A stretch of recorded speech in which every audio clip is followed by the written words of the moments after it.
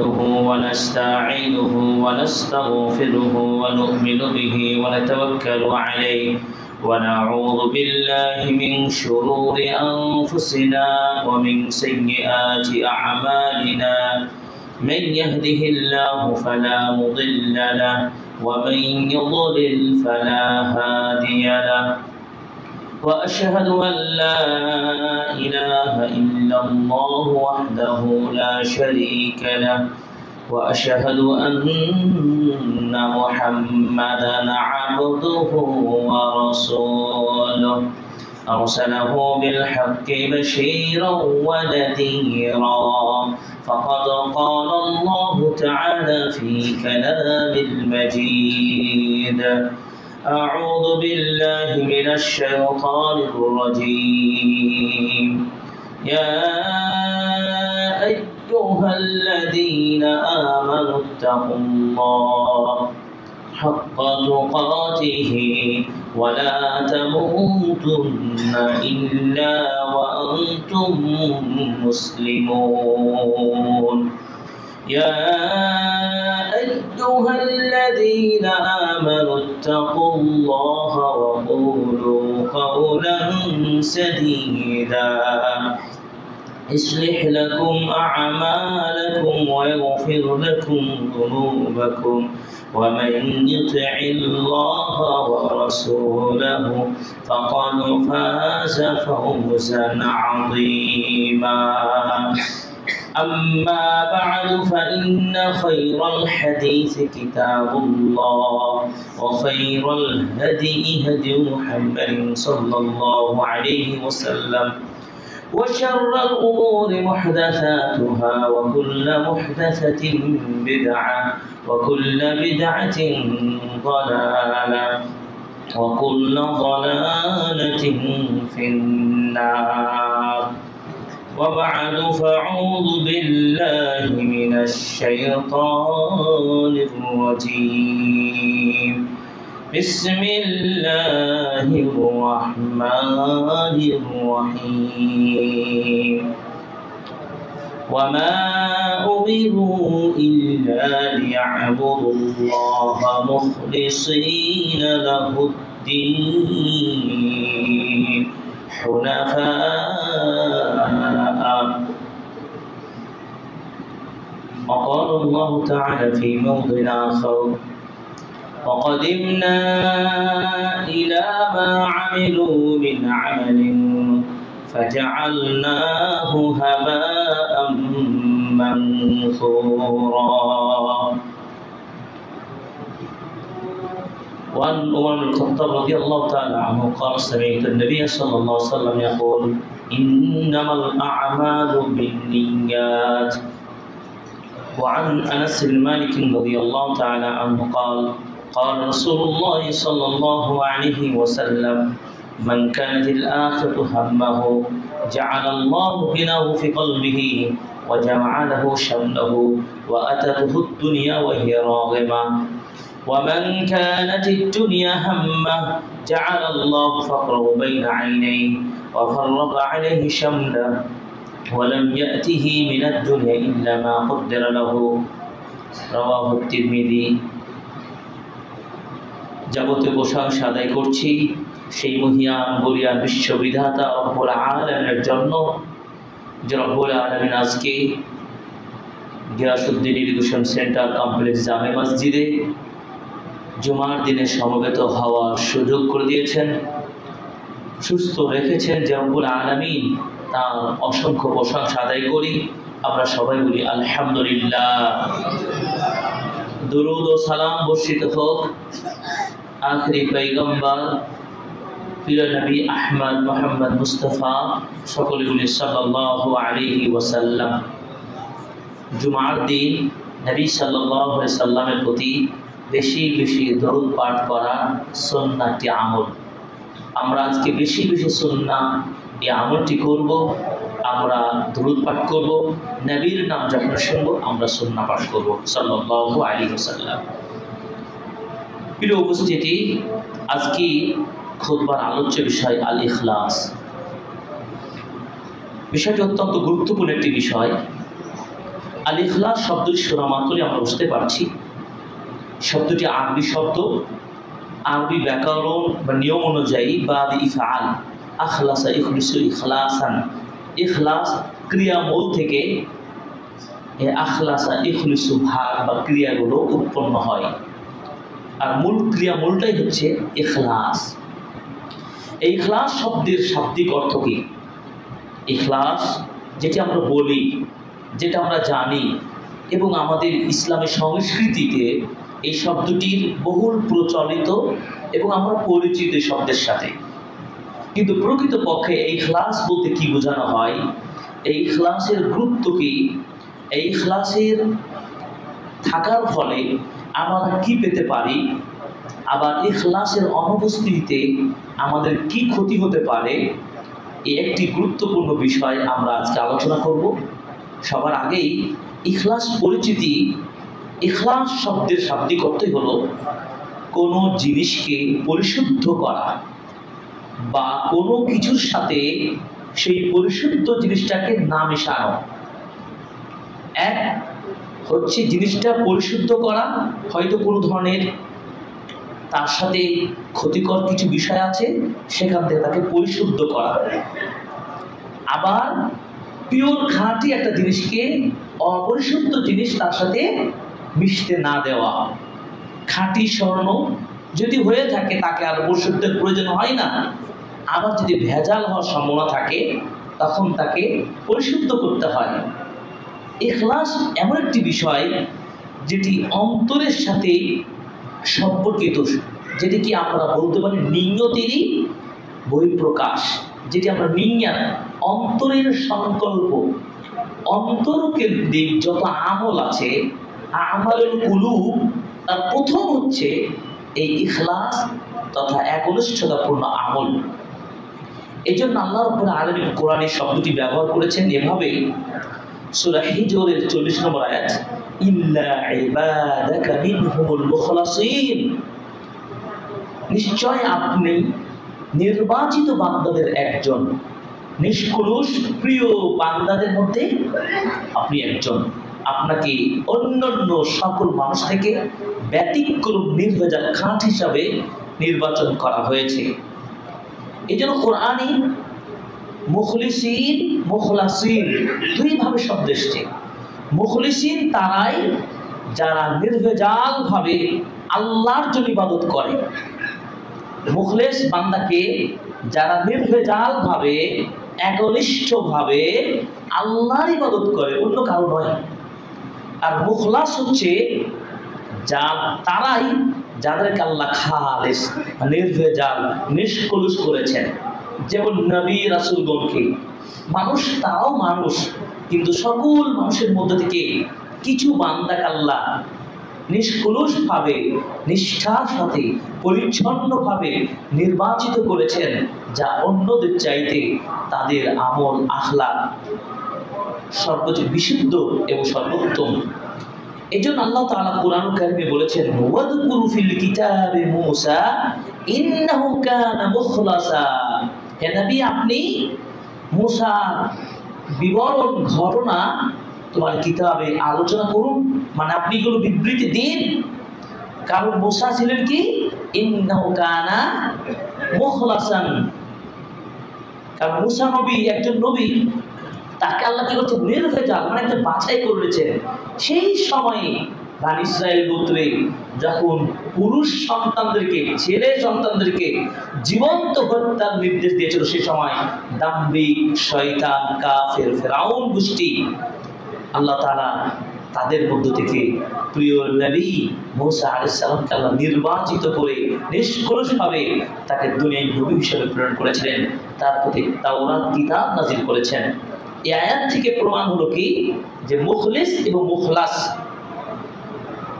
যিনি নিজেকে একান্তভাবে আল্লাহর কাজে ইবাদতে নিজেকে নিয়োজিত রাখেন, তিনি মুখলিস বান্দা। আর মুখলাস সেই যাকে আল্লাহ নির্বাচিত করে দিয়েছেন, যিনি পিওর খাঁটি, একে কখনো অশুদ্ধ বা তাকে দুর্বল করা বা তাকে জীবাণুর মধ্যে ঢুকে দেওয়ার সুযোগ থাকে না। এজন্য বলা হয় আসফি আল্লাযী যালা আনহু শাওবুহু আল্লাযী কানা ফীহি। খাঁটি জিনিসকে বলতেই ইখলাস বোঝায়, যার থেকে সব ধরনের মিশ্রণ, জীবাণুযুক্ত মিশ্রণকে পরিপূর্ণভাবে কি করা হয়, দূরে রাখা হয়, যাতে করে কোনোভাবে ইখলাসের সাথে, খাঁটির সাথে অখাঁটি অশুদ্ধ জিনিসের মিশ্রণ না ঘটে। আল্লামা ফিরোজ আবাদি, বিখ্যাত অভিধান প্রণেতা, তিনি বলেছেন, আখলাসা লিল্লাহ তারাকার রিয়া।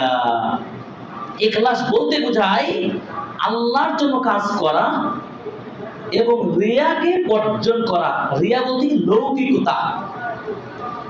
এভাবেই জুরজানি রাহিমাহুল্লাহ বলেছেন, আল ইখলাসু ফিল লুগা তারকুর রিয়া ফিত তাআত। যতগুলো ভালো কাজ আছে আল্লাহর সন্তুষ্টি অর্জন করা যায়, কথা কাজে সকল ক্ষেত্রে রিয়া মুক্ত আমল করার অর্থই হলো ইখলাস। ইমাম কাইয়্যিম রাহিমাহুল্লাহ তিনি বলেছেন, হুয়া ইফরাদুল হক সুবহানাহু বিল কসদ ফিত তাআহ। স্বেচ্ছায় কেবলমাত্র আল্লাহর উদ্দেশ্যে ইবাদতকে নিবেদন করা। আপনার ইচ্ছা যা বলেন, যা করেন, এটি কাকে সন্তুষ্ট করার টার্গেট? একমাত্র আল্লাহ সুবহানাহু ওয়া তাআলা। মহান সৃষ্টিকর্তার সন্তুষ্টি লাভের জন্য যে কাজটি আমি আপনি করব, সেটি হচ্ছে কি? ইখলাস। এইটা বলতে আল ইখলাস ও তাসফিয়াতুল আমাল মিনাল কুদরাত। আমল বা কাজকে দূষণমুক্ত করাই হলো ইখলাস। তার মানে আজকের এই বক্তব্যের মাধ্যমে আমাদের আমলের মধ্যে যে প্রয়োজনগুলো আছে, প্রবলেম কিন্তু আছেই। আমরা কেউ কিন্তু গ্যারান্টি দিতে পারি না আমার আমলটা পরিশুদ্ধ, আমার কথা ও কাজ একেবারে নির্ভেজাল আল্লাহর জন্য। চিন্তা করে দেখবেন যে আমার আপনার কাজের মধ্যে রিয়া, লৌকিকতা বা একনিষ্ঠতার যথেষ্ট অভাব রয়েছে। যদি তাই না হবে, কিন্তু আমরা কেন মানুষের সুনাম, খ্যাতি শোনার অপেক্ষায় থাকি? আমি যখন একটা ভালো কাজ করি, তখন আমার মনটা সবসময় উড়ন্ত থাকে, চাহিদার ভিতর কাজ করে, আমাকে বলুক আমি একজন ভালো বক্তা, আমি একজন ভালো ইসলামিক স্কলার, আমি একজন প্রভাবশালী ব্যক্তি, আমি এত কাজ করেছি, আমার নাম সুনাম করুক। এই যে গুণগ্রাহী একটা মনের ভিতরে আপনি লালন করেন, কি হুজুর, কি আলেম, কি স্কলার, কি ইমাম, কি খতিব, কি মাস্টার, কি ডাক্তার, সর্বশ্রেণীর মানুষ, তার হৃদয়ের মাঝে এই চাওয়ার প্রাবণতা, মানুষের মুখ থেকে শোনা অথবা মানুষকে সন্তুষ্টি করার মনোভাব সে কিন্তু পোষণ করে। যদি এটা হয়ে থাকে, তাহলে এই রোগটাকে অবশ্যই ইখলাসের ট্রিটমেন্ট দিয়ে আজকে আপনাকে পরিশুদ্ধ করতে হবে। যদি পারি, আমার কর্মের সাথে বাস্তবের সাথে মিলে যায়, তাহলে আমাদের খুতবা আজকে সার্থক। আমাদের খুতবা শোনাটা, বোঝা, জানা আপনার ট্রিটমেন্ট হিসেবে কাজে লাগবে ইনশাআল্লাহ। আমরা সেই বিষয়গুলো খুব ধারাবাহিকভাবে আলোচনা করব। সামগ্রিকভাবে এক কথায় ইখলাস বলতে যেটি বলবেন, এক নম্বর হচ্ছে কি? আমল শুধুমাত্র কার আল্লাহর জন্য হবে। আপনি ভালো কাজটা করছেন, একটা মসজিদ বানাচ্ছেন, একটা মাদ্রাসা বানা দিলেন, আপনি রাস্তা করে দিলেন, এতিম প্রতিপালন করছেন, যত ভালো কাজ আছে, একজন অসহায় মানুষকে খেতে দিলেন, একজন মেহমানদারি করলেন, যা কিছু করলেন, কাকে খুশি করার জন্য? এক নম্বর কথা, আল্লাহকে খুশি করার জন্য করবেন।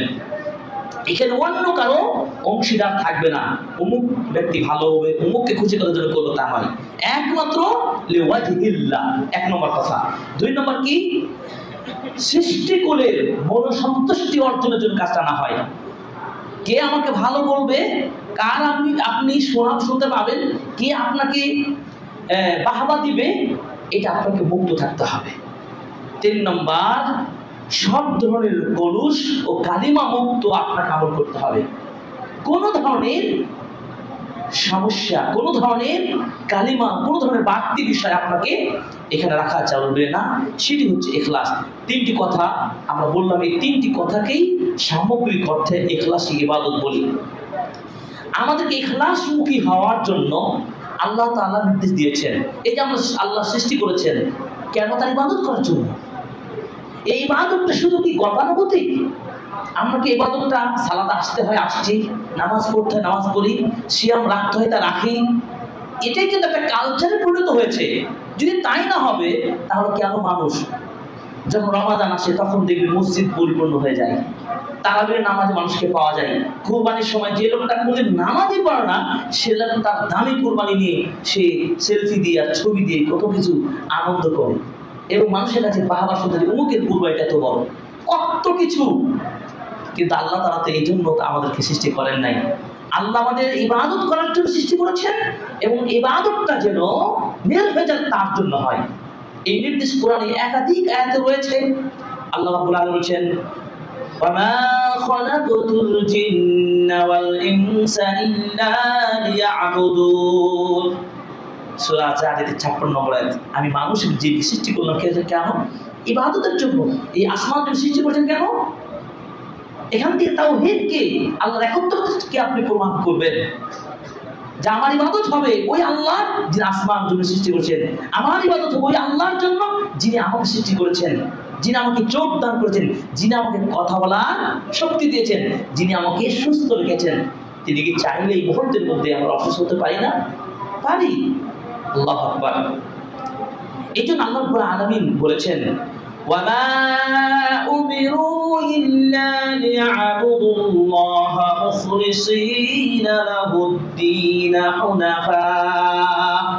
আল্লাহ রাব্বুল আলামিন কেবল তোমাদেরকে আদেশ দিয়েছেন তার ইবাদত করার জন্য, সেই ইবাদতটা যেন হয় নিষ্কলুষভাবে, ইখলাসের সাথে, একনিষ্ঠভাবে ইখলাসের সাথে। যদি ইখলাস না থাকে এর যে অবস্থা হবে আপনার আমলটাই বরবাদ হয়ে যাবে। আমল কবুল হওয়ার জন্য মৌলিক দুটি শর্ত আছে। তার একটি হলো ইখলাস ও নিয়ত, নিয়তের প্রসিদ্ধ। অন্তর কি বলে আপনাকে, হৃদয়ের মাঝে কার জন্য আপনি উৎসর্গ করছেন আপনার সালাত, সিয়াম, কুরবানি, তাহাজ্জুদ সবকিছু। 2 নম্বর কাজটা হতে হবে সঠিক উপায়ে। এই জন্য সালাত সহ যত ইবাদত আছে আল্লাহর জন্য হতে হবে, কত আল্লাহ নির্দেশ দিয়েছেন। সূরা আনআমের 162-63 নম্বর আয়াত। قل إن صلاتي ونسكي ومحياي ومماتي لله رب العالمين لا شريك له وبذلك أمرت وأنا أول المسلمين। হে নবী, আপনি বলুন আমার সালাত, আমার কুরবানি, আমার জীবন ও মরণ সবকিছু লিল্লাহি রাব্বিল আলামিন, বিশ্ব জগতের প্রতিপালক আল্লাহর জন্য আমি করে থাকি। আল্লাহর জন্য। কোন আল্লাহ? লা শারীকা লাহ, যার সাথে কোনো শরীক নেই, একক আল্লাহ। ওয়া বিযালিকা উমিরতু ওয়া আনা আউয়ালুল মুসলিমিন। আর আমি আদিষ্ঠিত হয়েছি এই ঘোষণা দেওয়ার জন্য যে আমি একমাত্র আত্মসমর্পণকারী বান্দাদের একজন। আমার আত্মসমর্পণ, আমার সবকিছুই উৎসর্গ হবে কার? আল্লাহর জন্য, কোন মানুষকে খুশি করার জন্য নয়। এই জন্য আল্লাহ রাব্বুল আলামিন বলেছেন, الذي خلق الموت والحياة ليبلوكم أيكم أحسن عملا وهو العزيز الغفور। তিনি সেই মহান সত্তা যিনি জীবন মরণ সৃষ্টি করলেন এজন্য যে তোমাদের আমলের পরীক্ষা করার কারণে কে তাদের আমলটা কত বেশি সুন্দরভাবে আল্লাহর কাছে নিজের আমলকে উপস্থাপন করতে পারে। আল্লাহ পরীক্ষা করবে আমলকে।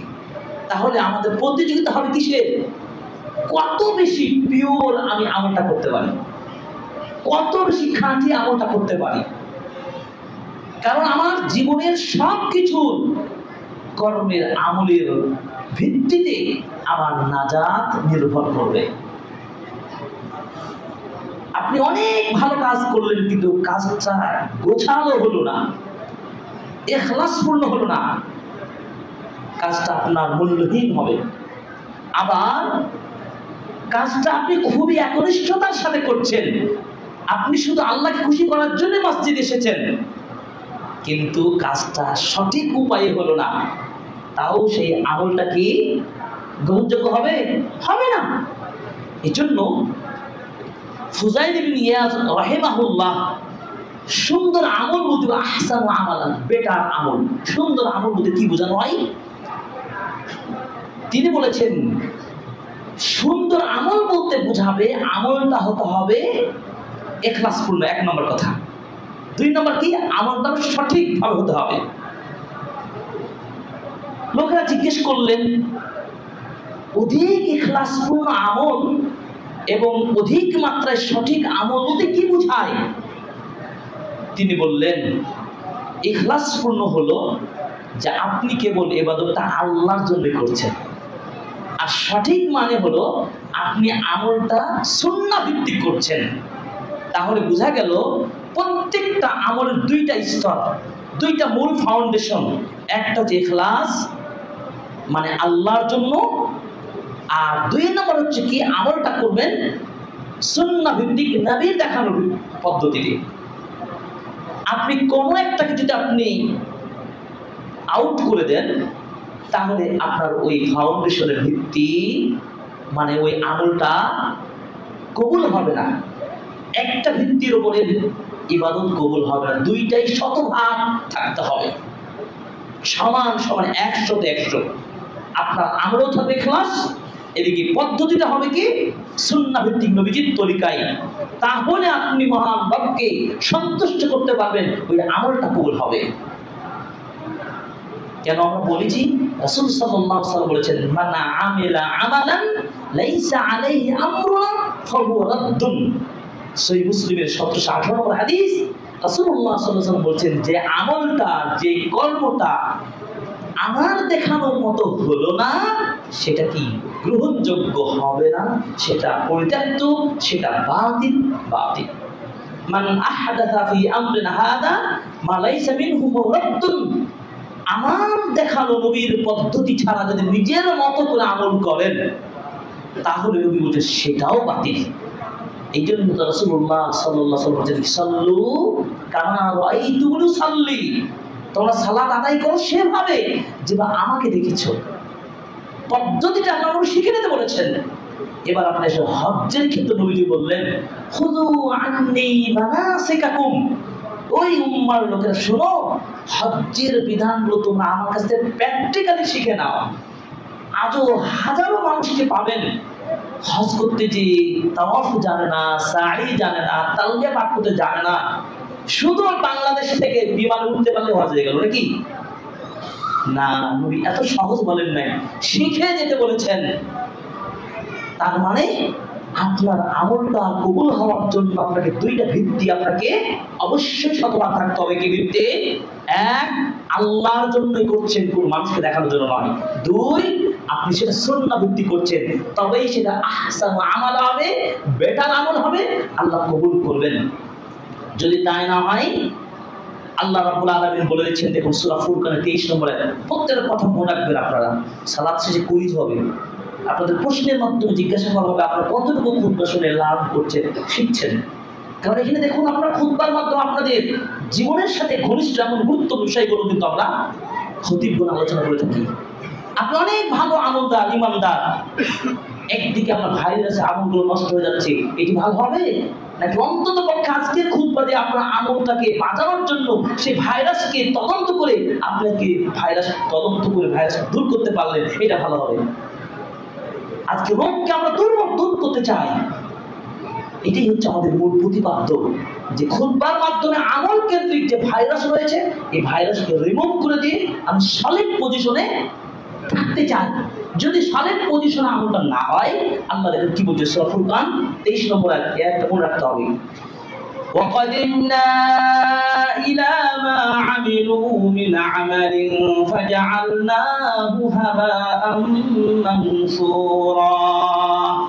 তারা যে আমলগুলো করে থাকে, মানুষ যে আমলগুলো করে থাকে, সেই আমলগুলোকে আমি আল্লাহ রাব্বুল আলামিন কিয়ামতের দিনে ধূলিকণার মতো বিক্ষিপ্তভাবে বিচ্ছিন্ন করে দেব, মূল্যহীন করে দেব। কেন? এই যে দুইটা ফাউন্ডেশনের ভিত্তিতে তার আমলটা হয় নাই। যদি আপনি আমলটা সঠিকভাবে করতে পারেন, ইখলাসের সাথে করতে পারেন, তাহলে আল্লাহ কি বলছে দেখুন, فَمَنْ كَانَ يَرْجُو لِقَاءَ رَبِّهِ فَلْيَعْمَلْ عَمَلًا صَالِحًا وَلَا يُشْرِكْ بِعِبَادَةِ رَبِّهِ أَحَدًا। ইমাম ইবনে তাইমিয়া রাহিমাহুল্লাহ এই আয়াতটি দিয়ে প্রমাণ করছেন, যে ব্যক্তি চায় আল্লাহ সাক্ষাৎ পেতে, সে যেন আমলটা নির্ভেজাল ভাবে ইখলাসের সাথে বিশুদ্ধভাবে আমলটা করে। আর আমল বিশুদ্ধ হওয়ার জন্য শর্ত দুইটা।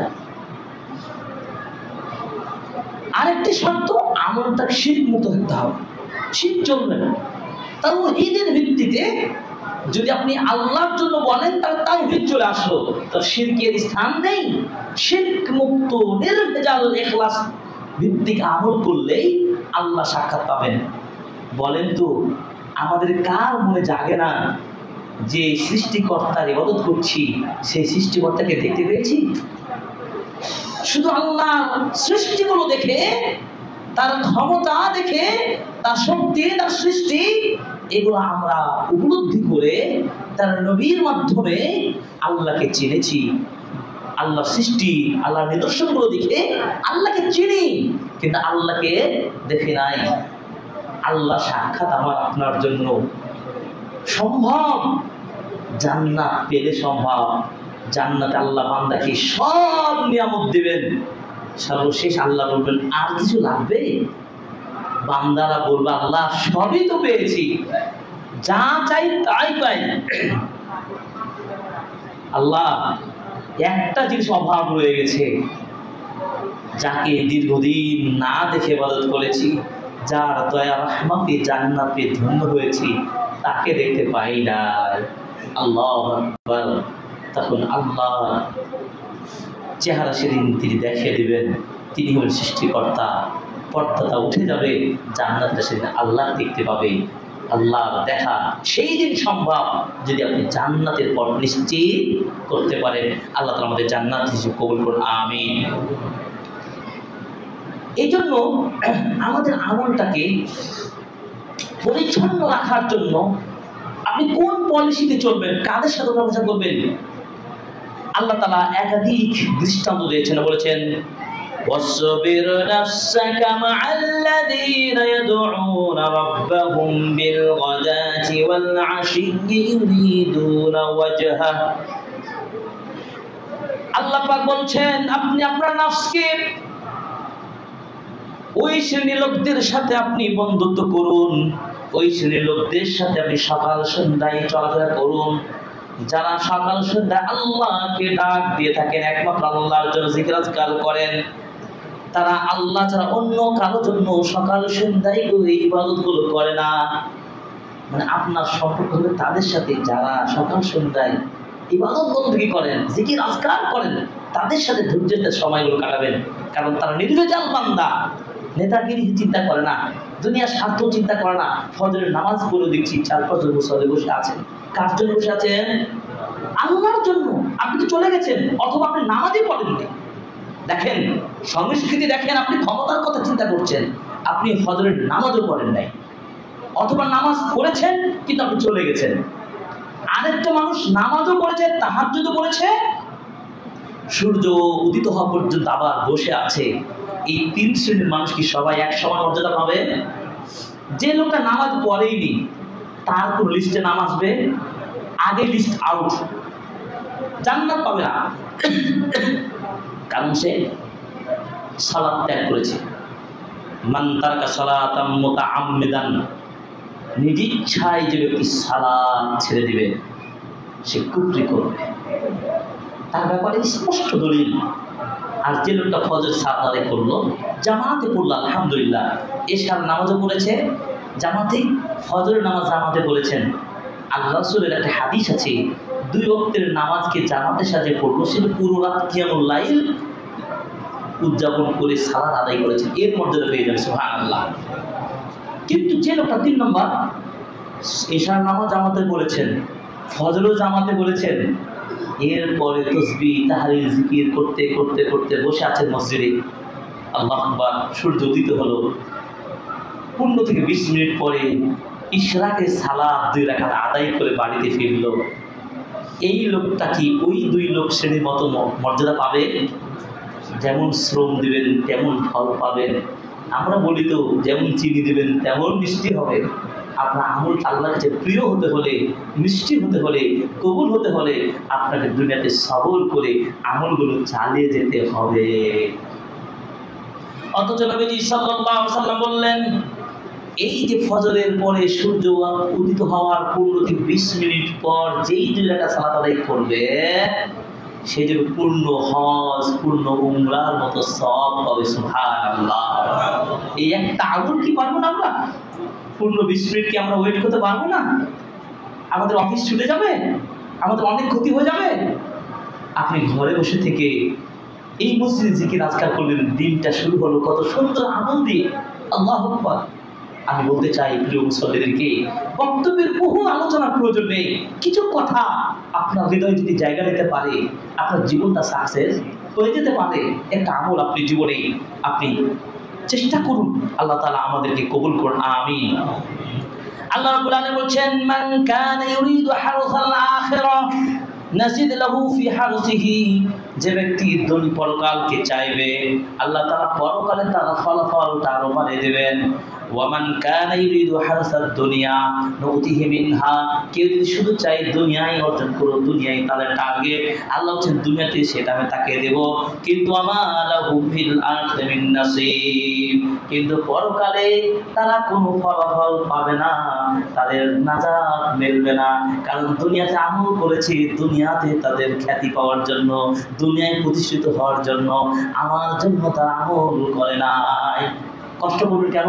আল্লাহর জন্য। সালাত তাদের করলেন আপনি, এই সালাতটা সিস্টেম ভিত্তিক করুন, ইখলাস সাথে করুন। এই জন্য ইখলাস ভিত্তিক আমল করতেই হলে সবচেয়ে যে মেথডটা আপনাকে মাথায় রাখতে হবে সেটা কি? নিয়ত। নিয়ত মানে কল্পনা, ইচ্ছা, ভাবনা, স্বপ্ন, আপনার হৃদয়ের চাহিদা, মন কি বলে, মনটাকে আল্লাহর জন্য খালেস রাখতে হবে। এটি হলো নিয়ত। নিয়ত মানে নয়, এই শুনেন আমি নিয়ত করছি আজকে ফজর নামাজ পড়ে আমি ইশারের নামাজ পড়ে যাবো, মাইকিং করে জানিয়ে দিলেন, পাড়ায় মহল্লায় জানিয়ে দিলেন, এটা না নিয়ত।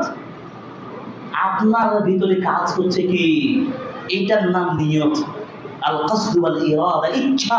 আপনার ভেতর ইচ্ছা জেগেছে, আজকে খুতবা শুনে আপনি আমল শিখে গেলেন, আপনাকে বলা লাগবে না, আপনি আগামী দিন সালাত আদায় শুরু করে দিলেন। ইন্নামাল আমালু বিন্নিয়াত ওয়া ইন্নামা লিকুল্লি ইমরিইম মা নাওয়া। রাসূল সাল্লাল্লাহু আলাইহি ওয়াসাল্লাম বলেছেন, প্রত্যেকটা আমল তার নিয়তের উপর নির্ভরশীল। আপনি এই আমলটা কেন করছেন, সেই অনুযায়ী আপনি কর্ম পাবেন। যেই উদ্দেশ্যে যাবেন সেই উদ্দেশ্যে সাকসেস হবেন। ওই দিন আগে বললাম, যেটা আল্লাহর জন্য হয়, পরকালের জন্য হয়, পরকালের প্রতিদান, বিশাল প্রতিদান পাবেন। কাজ করলেন 10 টাকা, কিন্তু কাজটা হলো কি, ইখলাসের সাথে। আপনি পাহাড় পরিমাণ সওয়াব আল্লাহ তাআলা আপনাকে দিতে পারেন পরকালে। আর আপনি দুনিয়াতে লক্ষ কোটি টাকার কাজ করলেন, কিন্তু মানুষকে দেখানোর জন্য করলেন, ইখলাস নাই, দুনিয়ায় ক্ষমতা দখলের জন্য করলেন। পরকালে কি আল্লাহ বলছেন, জিরো। লাইসা লাহু নাসীব ফিল আখিরাহ, আখিরাতে তার কোনো প্রতিদান থাকবে না। তাই আসুন নিয়তের পরিশুদ্ধতার সাথে আমল করি, একমাত্র আল্লাহকে খুশি করার জন্য। এই জন্য নিয়তের ভিত্তিক যদি আমল করি, নিয়তের গুরুত্বটা কত বেশি আমরা কয়েকটা পয়েন্ট বলবো। যেমন দেখুন, ইখলাস ভিত্তিক যদি আমলটা হয়, ইখলাস এবং নিয়ত এর গুরুত্বটা যেমন তাওহীদের ক্ষেত্রে আল্লাহ রাসূল সাল্লাল্লাহু আলাইহি ওয়াসাল্লাম বলেছেন, মা ক্বালা আব্দুল্লা ইলাহা ইল্লাল্লাহ কাত্তুন মুখলিসান ইল্লা ফুতিহাত লাহু আবওয়াবুস সামা হাত্তা তুফদি ইলা আরশিল মুস্তানবিল কাবাইর।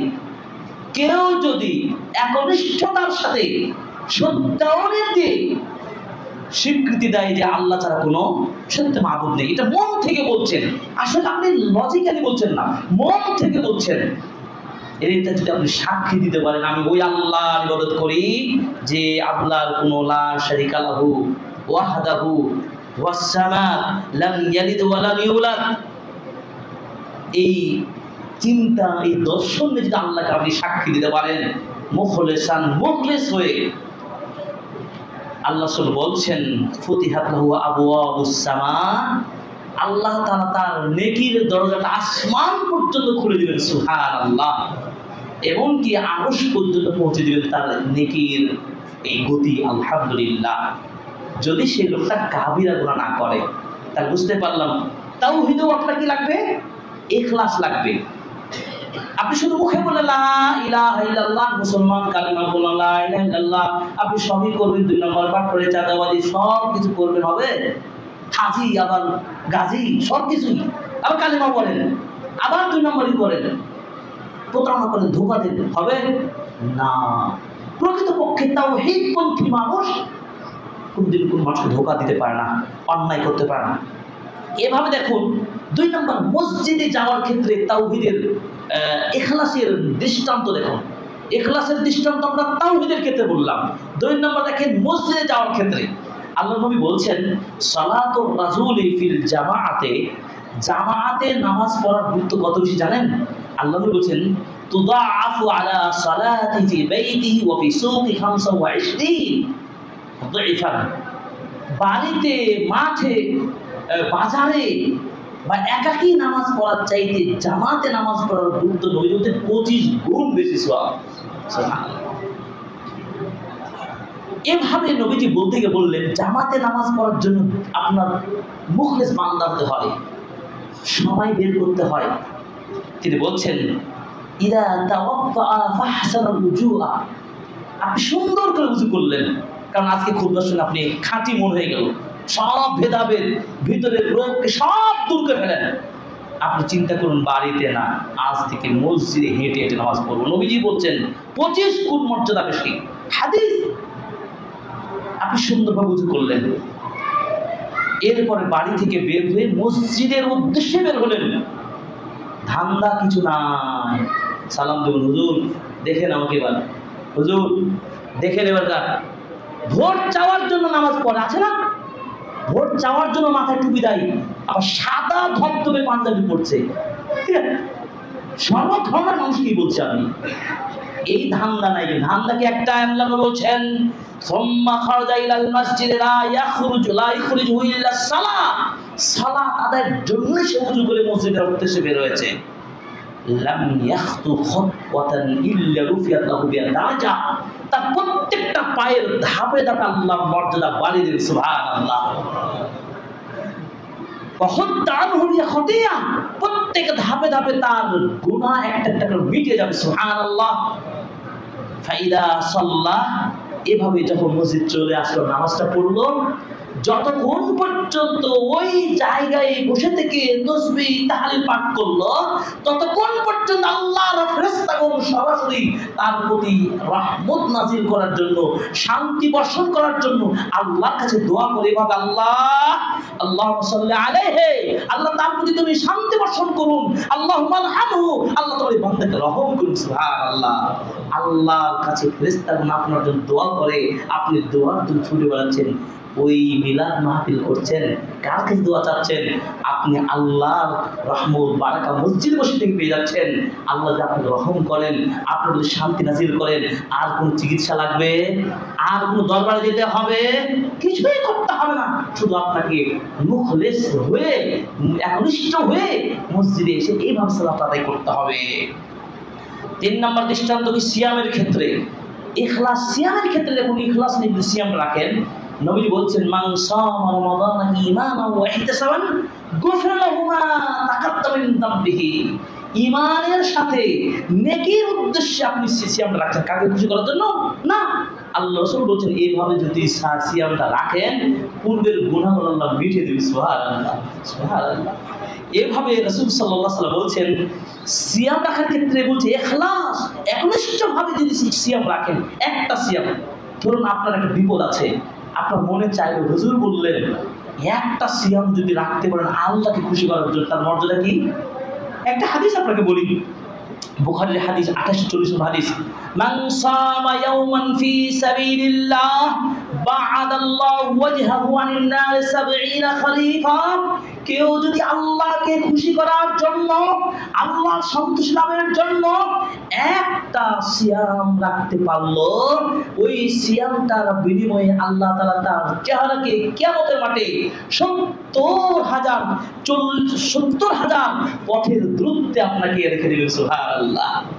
70 খরিফান, 70 বছরের যে পথ যতদূর যাবে জাহান্নাম থেকে আপনাকে দূরে রেখে দিবেন। সুবহানাল্লাহ। একটা সিয়াম, ইখলাসপূর্ণ সিয়াম হতে হবে। এই মনে করলেন না, মানুষকে বললেন আমি সিয়াম রেখেছি, আমি এম করলাম তুমুক করলাম, আমি সায়েম, এই লৌকিকতা বাদ দেন। আপনার ভেতরে আপনি জানেন আমি কেন সিয়াম রাখছি, আমার সৃষ্টিকর্তা খুশি রাখার জন্য। এভাবে ইখলাস, রাতের সালাতে ইখলাস রাখলেন। নবী বলছেন মান কামা রমাদানা ঈমানান ওয়া ইহতিসাবান গুফিরা মা তাকাদ্দামা মিন যামবিহি। রাতে মানুষ যখন ঘুমিয়ে যায়, আপনি উঠে দাঁড়িয়ে সালাত আদায় করছেন, কোরআন তেলাওয়াত করছেন, আরামের ঘুম আপনি বিছানা ত্যাগ করেছেন। সালাত করে যখন সন্ধ্যা হতেন তখন তার আনন্দিত হতেন। রাত এসেছে মানে ইবাদতের ইমেজ পেয়ে যাব, ইমেজ পেয়ে আমি রাতে ইবাদত করব। তারা আরামের বিছানা বলতে, এই বিছানা শোনো, তোমার আরাম বিছানা আমার দরকার নাই, আমার আল্লাহর সাথে আমার কানেকশন হবে কি ইবাদতে। সালাত বলি কাজটা করতেন। আল্লাহু আকবার। এইভাবে যদি আপনি কিয়াম করেন, কাকে খুশি করলেন? বিছানা ত্যাগ করলেন, আল্লাহকে খুশি করার জন্য। আল্লাহ বলছেন তার পূর্বের গুনাহগুলো মিটিয়ে দেবেন। সুবহানাল্লাহ। 5 নম্বর কি? সাদাকা করলেন, আল্লাহকে জিকির করলেন, তাও উদ্দেশ্য কি? একমাত্র আল্লাহর জন্য সাদাকা করলেন, একমাত্র আল্লাহর জন্য আপনি জিকির করলেন, আল্লাহকে স্মরণ করলেন, তাও আল্লাহ তাআলা আপনাকে কবুল করবেন। সেখানেও ইখলাস লাগবে। ইখলাস আমার বিশুদ্ধ নিয়তের গুরুত্ব কত বেশি। আল্লাহ নবী বলছেন 7 শ্রেণীর মানুষ আল্লাহর আরশের ছায়া পাবে। তার একজন হলো এমন ভাবে দান করলো, তার ডান হাত যা দান করলো বাম হাতে বুঝতে পারলো না। এর মানে কি? দানের ক্ষেত্রে তার ইখলাসটা কতটা ধরে রাখলো যাতে কোনো রিয়া না হয়, কোন মানুষ যেন আমাকে না বলে আমি দানবীর, দাতা, বড় দাতা, এটা শুনতে চাই না। তাই গোপনে আপনি গিয়াসউদ্দিন ইবনে সাহেব কি করলেন? 1 কোটি টাকা দিয়ে দিলেন। কে দিল, কোন মান্দা দিল জানলেন না, মসজিদই কমপ্লিট হয়ে গেল। আল্লাহ তাআলা যদি এই গোপন দানটা যদি কবুল করেন, আপনার জন্য আরশের ছায়া নিশ্চিত হয়ে গেল ইনশাআল্লাহ। পারি না আমরা? পারি, সম্ভব। দুনিয়াতে গাড়ি বাড়ি অর্থ সম্পদের কি হবে আমার? এই চিন্তা নিয়ে দান করুন। প্রকাশ্যে দান করা যাবে, এটা হাদিস আছে। প্রতিযোগিতার নিয়োগ থাকতে হবে যে আমি দান করবো 1 কোটি টাকা, আমার দিকে আমার দিদি ভাইরা আরো 2 কোটি টাকা দান করুন। প্রতিযোগিতা যদি করেন তাহলে জায়েজ, কিন্তু আপনি গোপনে দান করে বেশি উত্তম। আপনি আল্লাহর জন্য চক্ষু খুলে দিয়ে কান্না করে 1 ফোঁটা পানি যদি ফেলতে পারেন, আল্লাহ রাসূল বলছেন ওই ব্যক্তির জন্য চক্ষু জাহান্নাম হারাম হয়ে যাবে। সুবহানাল্লাহ। আবকু ইয়া আইয়ুহান নাস, আল্লাহর ভয়ে কাঁদুন, খাশিয়াতুল্লাহ, আল্লাহর ভয়ে কান্না করুন, চোখের মাঝে কান্না আনার চেষ্টা করুন। এই চোখের কান্না, এই অশ্রু আপনাকে জাহান্নামকে হারাম করে দিতে পারে। আল্লাহ তাআলা আমাদেরকে সেই ইখলাস দান করুন। আমিন। জিহাদের ময়দানে আপনি জিহাদ করতে পারছেন না, অক্ষম, আপনি বিছানায় শুয়ে আছেন, কিন্তু মন আপনার মনোবল শক্তিশালী রয়েছে। আল্লাহ যদি আমার দ্বারা সক্ষমতা থাকে, আমি বাতিলের বিরুদ্ধে সংগ্রাম করতে চাই। আল্লাহ বলছেন সে যুদ্ধ করতে পারলো না, বিছানায় মারা গেল, তবু আল্লাহ তাআলা তাকে শহীদি মর্যাদা দিয়ে দিবেন। সুবহানাল্লাহ। কেন দিবেন? মনের নিয়ত থাকা খালেস রয়েছে আল্লাহর জন্য।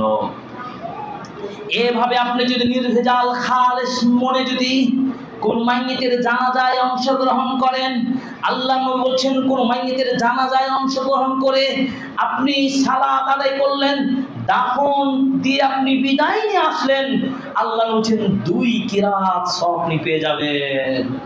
কেন গেলেন জানাজায়? কেন দাফন করলেন?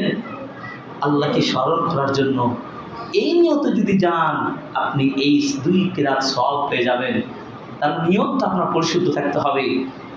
এভাবে দেখুন সালাফগণ তাদের প্রত্যেকটা কাজে নিয়তকে, মনের টার্গেট, ইচ্ছাকে সবচাইতে বেশি প্রাধান্য দিতেন।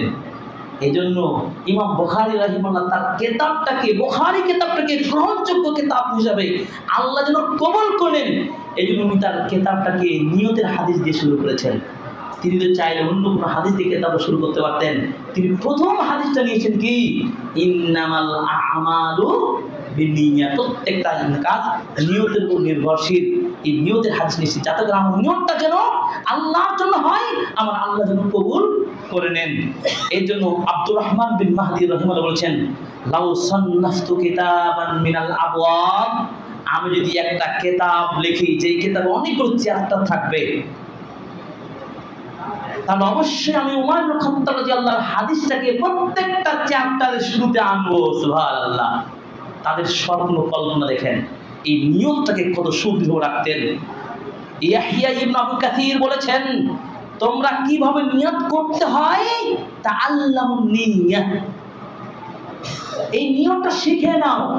আজকে নিয়তের ট্রেনিং নেই। নিয়তের ট্রেনিং ঠিক আছে, ভেজাল ট্রেনিং আছে।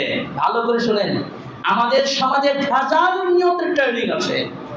বিধায় নুরানি কায়দাগুলোতে আপনাকে কিছু কয়েকটা নির্দিষ্ট নিয়ত শিক্ষা দেওয়া হয়। নাওয়াইতু মুসাল্লিয়া আরবা রাকাতিন, এই যে নিয়ত শিক্ষা দেওয়া হলো, আপনি কয়টা নিয়ত শিখবেন বলেন তো? আমল শেষ আছে? নামাজ রোজা হজ যাকাত দিয়ে কি শেষ?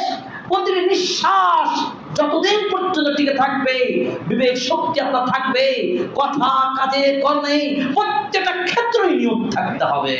তাহলে কি আপনি প্রত্যেকটা ক্ষেত্রে আপনার মতো একজন সাধারণ বাঙালি মানুষ আরবিতে নিয়ত পাঠ করতে পারবেন, জিকির করতে পারবেন? এর চাইতে বেআক্কেলি, এর চাইতে ওয়াহিদু, এর চাইতে জ্ঞানহীন দৃষ্টান্ত কি হতে পারে যে আপনি কয়েকটা নিয়ত মুস্তি করে নিয়ে আপনি চালিয়ে দিচ্ছেন? বুঝতে পেরেছেন? নিয়ত মানে অন্তরের বিশ্বাস, ইখলাস, একনিষ্ঠতার সাথে যাকে স্মরণ করছেন আল্লাহ, আল্লাহর জন্য করছি। যেই নিয়ত আপনার মুখে বলা লাগবে না, আমি নিয়ত করছি। আর আপনি এইভাবে মুখে মুখে পাঠ করার নিয়ত নিষিদ্ধ কোন হাদিস আছে? কোন একটু আমল আছে? নাই।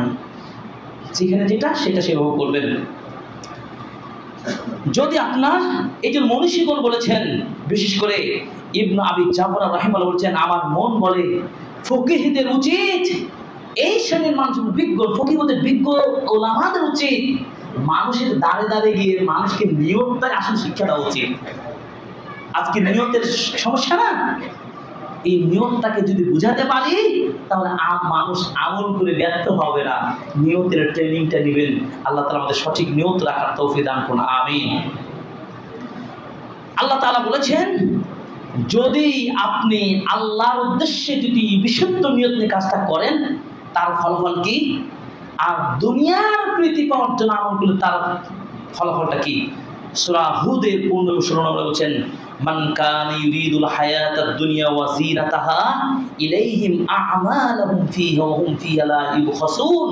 দুনিয়া যাদের টার্গেটে আমল করবে, দুনিয়ার খ্যাতি, দুনিয়ার সৌন্দর্যকে যাদের লক্ষ্য, আল্লাহ পাক বলছেন ঠিক আছে, তাদের কর্মে আমি প্রতিদান দেব, কোনো কম পাবে না, সবই পরিপূর্ণ পাবে।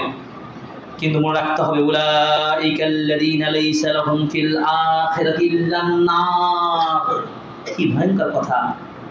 দুনিয়ায়, এই দুনিয়াটাকে আপনি প্রাধান্য দিয়ে কাজ করলেন, আহারে আল্লাহ পাক বলছেন পরকালে তাদের এই জন্য তাদেরকে জাহান্নামে যেতে হবে। নাউযুবিল্লাহ। কি আমার লাভ ছিল এত খ্যাতি নেওয়া? কি আমার দরকার ছিল আমার মানুষকে খুশি করার? আমল করে যদি জাহান্নামে যেতে হয়, এর চাইতে ভয়ঙ্কর লজ্জার কি কারণ হতে পারে? এর চাইতে ভয়ঙ্কর কিছু থাকতে পারে? এই জন্য এই অন্তরের রোগটাকে দূর করে ফেলেন। وَحَبِطَ مَا صَنَعُوا فِيهَا وَبَاطِلٌ مَا كَانُوا يَعْمَلُونَ। যা যতটুকু আমল করে সব বরবাদ হয়ে যাবে, ফলশ্রুতিতে জাহান্নাম যেতে হবে। আল্লাহ তাআলা আমাদের হেফাজত করুন, আমিন। এই যে রাসূল সাল্লাল্লাহু আলাইহি ওয়াসাল্লাম বলেছেন, ইন্না আখওয়াফা মা খাফা আলাইকুম শিরকুল আসগার। আমি আমার উম্মার উপরে সবচেয়ে বেশি ভয় করি কি জানেন? শিরকে আসগার থেকে। শিরকে আসগার কি? সাহাবীগণ বললেন, ওয়া শিরকুল আসগার ইয়া রাসূলুল্লাহ। নবী এত ভয় পেয়েছেন, উম্মার উপরে আশঙ্কা করেছেন শিরকে আসগারের বিষয়ে। সেই শিরকে আসগারটা কি? তিনি বললেন আল্লাহ লৌকিকতা এটা থাকবে আমার উম্মার লোকদের মধ্যে, এটা ভয় নবীজি করেছেন আজ থেকে 1450 বছর পূর্বে। এই লোক দেখানো যারা কাজ করবেন, মানুষকে খুশি করার জন্য আমল করবেন, ইয়াকুলুল্লাহু আযজা ওয়া জাল্লা ইয়াউমাল কিয়ামাহ, কিয়ামতের মাঠে আল্লাহ রাব্বুল আলামিন যেদিন প্রত্যেক আমলকারীর প্রতিদান তিনি সবাইকে ধরিয়ে দিবেন, ফয়সালা করবেন, সেদিন মানুষকে দেখানো ওই আমলকারীদেরকে আল্লাহ পাক প্রতিদান দেবেন না। কি বলবেন? ইযহাবু, যাও তোমরা চলে যাও, ফানদুরু হাল তাজদুনা ইনদাহু জাযা, যাদেরকে খুশি করার জন্য কাজ করে তাদের কাছে যাও, এর প্রতিদান পাও, আমার কাছে না। কেউ দিতে পারবে? কোন নেতা দিতে পারবে? কোন ভক্ত ব্যক্তি দিতে পারবে? সবাই তো সেদিন ইয়া নাফসি করবে, পাগলের মতো ছোটাছুটি করবে। কি হবে আমার রেজাল্ট? সামান্য আমরা যখন চাকরির পরীক্ষাগুলো দিই, 100 জন 200 জন 300 জন, কি হবে আমার রেজাল্ট? আমি কি লিস্টে আসতে পারবো? আমার নামটা কি আসবে? এই আতঙ্কে আমরা থাকি, সেদিন কি হবে আপনার রেজাল্ট? এটা আপনি নিজেই বুঝতে পারছেন। আল্লাহ আমাদের অন্তরটাকে পরিচ্ছন্ন করুন, আমিন। এবার আসুন, ইখলাস ভিত্তিক যদি আপনি আমল করেন, ইখলাসের সামারা ফলাফলটা কি? শুধু পয়েন্টগুলো বলবো, সময় যেহেতু কম। 1 নম্বর, ইখলাস ভিত্তিক যদি আমল করেন, নির্ভেজাল আল্লাহর জন্য করেন, খাঁটি ভাবে আমলটা করতে পারেন, আমলটা কবুল হবে। 1 নম্বর কি হবে? আমলটা কবুল হবে। আল্লাহ বলছেন ইন্নাল্লাহা লা ইয়াকবালু মিনাল আমালি, আল্লাহ তাআলা কোন আমল কবুল করবেন না ইল্লা, তবে মা কানা খালিসান, যদি খালেস হয়, আমলটা কি হয়? খালেস হয়। ওয়াবতুগিয়া বিহি ওয়াজহু, আল্লাহ তাআলা সন্তুষ্টি তাকে থাকে। আমি সিয়াম রাখলাম, আমি খুতবা দিলাম, আমি জুমা করলাম, আমি দান করলাম, আমি ভালো কথা বললাম, কাকে খুশি করার জন্য? আল্লাহর জন্য। একটা হক কথা বললাম, ওকে ভয় করে বলি নাই, আল্লাহ তোমার খুশি করে বলছে, আল্লাহ তাআলা খুশি হয়ে যাবেন। সুবহানাল্লাহ, এই আমলটা কবুল করবে। ইখলাসের ফল কি পেলাম তাহলে? 1 নম্বর, আমলটা কবুল হয়ে যাবে। 2 নম্বর, সওয়াব পাবেন। আমল করে ব্যর্থ হবেন না, হাবা মানসুরা হবে না, আপনি প্রতিদান পেয়ে যাবেন। যেমন আমল করবেন তেমন ফল পেয়ে যাবেন। আপনি যতটুকু করবেন, রাসূল সাল্লাল্লাহু আলাইহি ওয়াসাল্লাম বলেছেন ইন্নাকা লান তুনফিকা নাফাকাতান তাবতাগি বিহা ওয়াজহাল্লাহ ইল্লা উজিরতা আলাইহা, আল্লাহ সন্তুষ্টির জন্য যা খরচ করবে, 1 টাকা দিলেন যে গিয়া শুধু কমপ্লেক্সটা উঠবে, আমার 1 টাকা, আমি একজন অংশীদার, একজন সদস্য, আল্লাহ এই মসজিদে আমি সদস্য, 1 টাকা দিই, 100 টাকা দিই, 10 টাকা দিই, কেন খরচ করলেন? আল্লাহর জন্য। আল্লাহ বলছেন উজিরতা আলাইহা, তোমাকে আল্লাহ এর প্রতিদান দিয়ে দিবেন। সুবহানাল্লাহ, মাইনাস হবে না, লস হবে না। তোমরা যা খাও, যা ময়লা করে শেষ করে দাও, এটাই তোমাদের সম্পদ মনে করো না, এটাই খাঁটি সম্পদ নয়। সম্পদ এটাই মা কাদ্দামতুম, যা তোমরা পাঠিয়েছ আল্লাহর পথে, সেটাই তোমার জন্য থাকবে। সুবহানাল্লাহ, হাদিস। আল্লাহু আকবার। 3 নম্বর কি? ইখলাস গুণে ছোট আমলটাও আল্লাহর কাছে বড় হয়ে যায়। কাজটা ছোট কিন্তু ইখলাসের ত্রুটি নাই। 1 টাকা দিলেন আপনি, মনে হয় নাথিং, সামান্য 1 টাকা। 1 কোটি টাকার কাছে 1 টাকা কি টিকবে? না। কিন্তু আপনার মনটা অনেক বড়, আল্লাহ জানেন আপনি তো 2 টাকার মালিক। 1 টাকা দিয়ে দিয়েছেন আমার বক্তব্য শুনে কমপ্লেক্স মসজিদের জন্য। কারণ হাদিস আছে যে মান বানা লিল্লাহি মাসজিদা বানাল্লাহু বাইতা ফিল জান্নাহ, আল্লাহ নবী বলেছেন কেউ যদি একটা মসজিদ বানায়, আল্লাহ জান্নাত তার একটা ঘর বানাবে। আমার তো 2 টাকার মালিক, বেশি টাকা নাই, 2 টাকা আছে। আল্লাহ তুমি তো আমার অন্তরের খবর জানো, আল্লাহ আমি 1 টাকা দিয়ে দিলাম তোমার মসজিদ বানানোর জন্য। আল্লাহ এই লোকটার এই 1 টাকা আল্লাহ তাআলা বিশাল বড় করে দেখবেন, এর প্রতিদান দেবেন। সুবহানাল্লাহ, সুবহানাল্লাহ। এই জন্য আব্দুল ইবনে মুবারক রাহিমাহুল্লাহ বলেছেন রব্বা আমালিন সাগীরিন তুআদ্দিবহু নিয়্যাহ, নিয়াতের বিশালতা থাকার কারণে বহুত ছোট আমল বড় হয়ে যায়। নিয়তের ত্রুটি থাকার কারণে বিশাল মেগা প্রকল্পটা জিরো হয়ে যায়, ছোট হয়ে যায়। সুবহানাল্লাহ। ইখলাস থাকলে পাপ ক্ষমা হয়ে যায়, পাপ ক্ষমা হয়ে যায়। কি দেখুন, লম্বা হাদিস, কিয়ামতের মাঠে আল্লাহ তাআলা অনেকে তো সবার তো ফয়সালা করবেন। একজন ব্যক্তিকে ডাক দিয়ে বলবেন, এই তার সামনে ইউসাফু বিরাজুলিন মিন উম্মতি ইয়াওমাল কিয়ামাহ রুসিল খালাইক, সকল সৃষ্টি সামনে থাকবে। একজন ব্যক্তির ডান দিয়ে বলবেন, তার সামনে হাজির করে আল্লাহ তাআলা 99টা দফতর ফাইল আল্লাহ হাজির করবেন। ব্যক্তি একজন, খাতা কয়টা দফতর? 99টা দফতর, 99টা রেজিস্টার খাতা, বিশাল। এই খাতা কি যেন তো নিয়ে এত বড় খাতা না, চোখের দৃষ্টি যতদূর যাবে এত বিস্তৃত রেজিস্টার খাতা। কয়টা খাতা? 99টা খাতা। আল্লাহ তাআলা বান্দা বলবে, এই যত আছে সব প্রোফাইল তোমার, কাম আকাম ওকাম যা করেছে সব কিছু আমার ফেরেশতা লিখে রেখেছে। এর কোনো একটাকে তুমি কি রেজিস্টারকে অমিট করতে পারবা? অস্বীকার করো? সে রবের সামনে অস্বীকার করতে কেউ পারবে না, ফেরাউনও পারবে না, পাপিষ্ঠ মানুষ পারবে না। আল্লাহ, আমি যা করি সব রেকর্ড আছে। সিসি ক্যামেরায় সব খুদবাড়ি হচ্ছে না, আমি কি একটা কথা গোপন করতে পারবো? আল্লাহর ক্যামেরা, আল্লাহ রাব্বুল আলামিন মা ইয়ালফুযু মিন কাওলিন ইল্লা লাদাইহি রাকিবুন আতীদ, যা কিছু বলি সব রেকর্ড হয়ে যাচ্ছে। সেদিন বান্দারা আল্লাহ কিছু অস্বীকার করতে পারবে না। এই তুমি কি মনে করছো তোমার কর্মের ফল কমে দেওয়া হবে? না, আল্লাহ জুলুমও করা হবে। তুমি যা পাই টু পাই তোমার ফয়সালা দিয়ে যাবে। আমি আল্লাহ, আমি আল্লাহ, আমার কাছে কোনো জুলুম হবে না।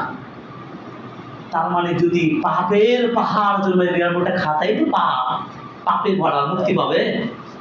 কিন্তু ইখলাস থাকার কারণে দেখেন আল্লাহ রাব্বুল আলামিন হঠাৎ করে একটা বেতাকা বের করে। বেতাকা মানে কি? কার্ড, আইডেন্টি কার্ডটা বেতাকা বলি। আমি সৌদি আরবে করতাম, বেতাকা হতো।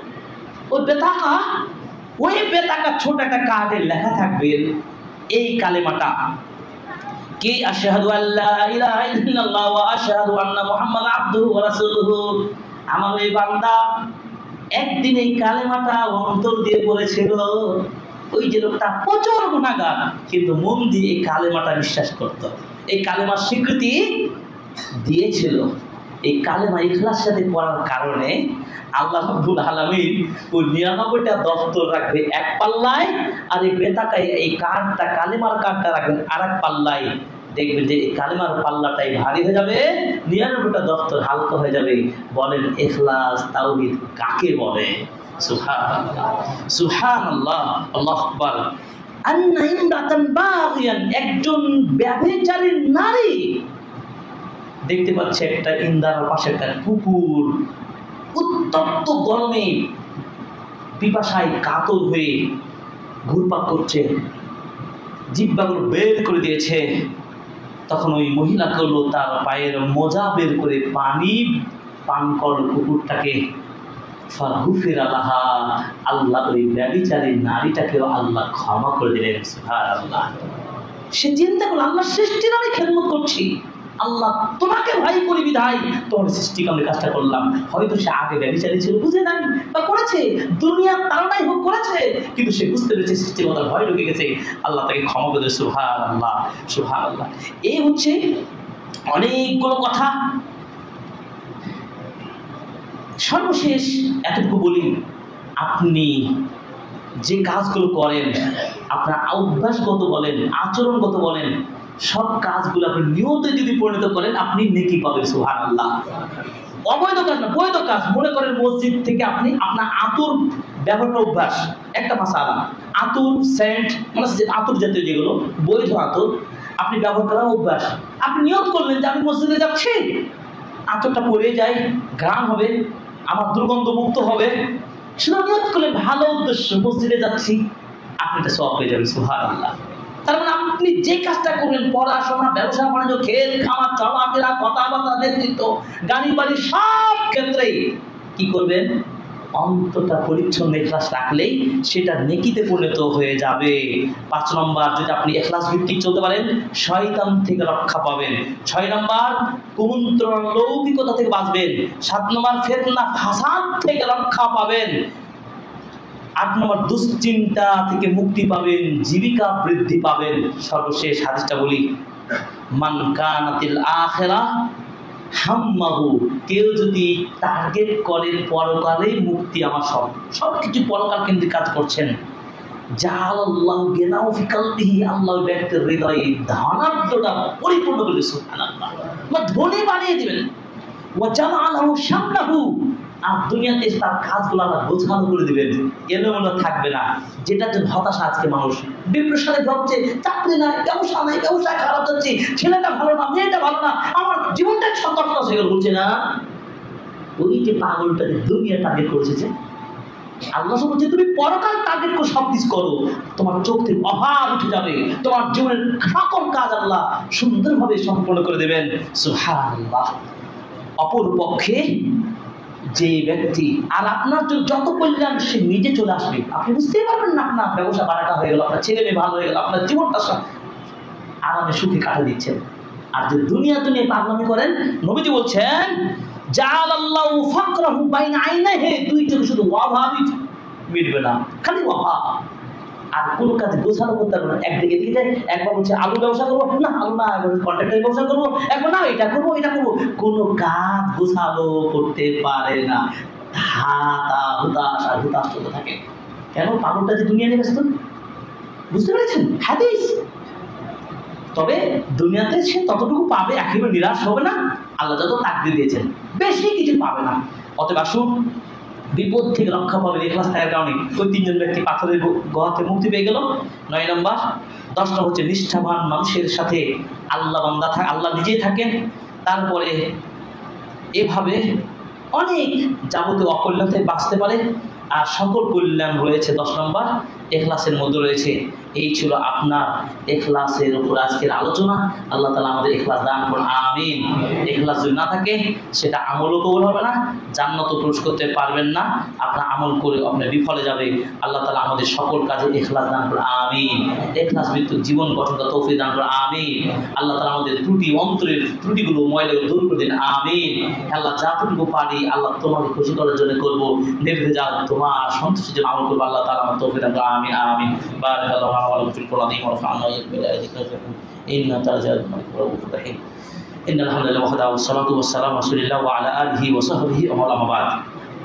يا أيها الذين آمنوا صلوا عليه وسلموا تسليما. اللهم صل على محمد وعلى آل محمد كما صليت على إبراهيم وعلى آل إبراهيم إنك حميد مجيد. اللهم بارك على محمد وعلى آل محمد كما باركت على إبراهيم وعلى آل إبراهيم إنك حميد مجيد.